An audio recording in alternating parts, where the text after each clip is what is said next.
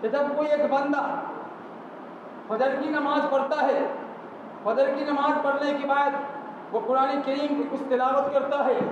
قرآن کریم کی تلاوت کرنے کے بعد وہ مارکیٹ میں یا بازار میں کھر جاتا ہے، روزی روٹی کی تلاش میں نکل جاتا ہے۔ جو کام کرنے والے کام کرنے چلے جاتے ہیں، جو مزدور ہیں وہ مزدوری کرنے کے لیے چلے جاتے ہیں، جو بزنس مین ہے تجارت والے وہ تجارت کے لیے چلے جاتے ہیں، یہاں تک کہ وہ جب تک شام کو واپس آتے ہیں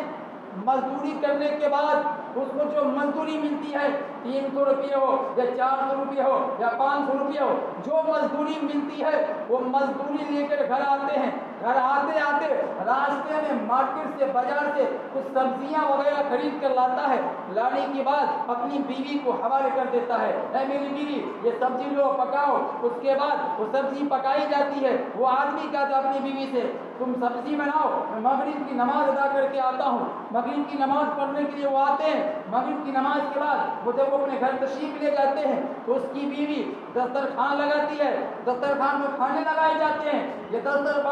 دسترخوان پر کھانے کہاں سے آئے؟ یہی وہ مزدور ہے جنہوں نے دن بھر مزدوری کی، کسب حلال کمایا، 300 روپیہ ہو یا 350 روپیہ ہو وہ کما کر لایا اور اپنی بیوی کو اپنے بچوں کو کھلا رہا ہے۔ اس کے بعد وہ آدمی دسترخوان پر بیٹھ جاتے ہیں، اس کی آل اولاد بھی بیٹھ جاتے ہیں، اس کی بیوی بھی بیٹھ جاتی ہے۔ اللہ کے نبی پاک محمد عربی صلی اللہ علیہ وسلم فرمان ہے کہ شوہر اپنی بیوی کو محبت کے ساتھ پیار کے ساتھ ایک لقمہ اپنے منہ میں بھی کھلا دیتا ہے، یہ بھی عبادت ہے۔ اپنے بیوی کو پیار سے محبت سے ایک لقمہ کھلا دینا، منہ میں ڈال دینا کسب حلال کا، یہ بھی عبادت میں شمار ہوتا ہے میرے بھائی۔ یہاں تک کہ اللہ کے نبی پاک محمد عربی صلی اللہ علیہ وسلم نے فرمایا صحابہ کرام سے کہ تم اپنی بیوی سے جو مجامعت کرتے ہو اس میں بھی ثواب ہے، یہ بھی عبادت ہے۔ کسی صحابی نے سوال کر دیا، اے اللہ کے رسول صلی اللہ علیہ وسلم ہم اپنی شہوت کے لیے، اپنی لذت حاصل کرنے کے لیے، اپنے پیاس بجھانے کے لیے کرتے ہیں، تو اللہ کے نبی پاک محمد عربی صلی اللہ علیہ وسلم نے فرمایا اگر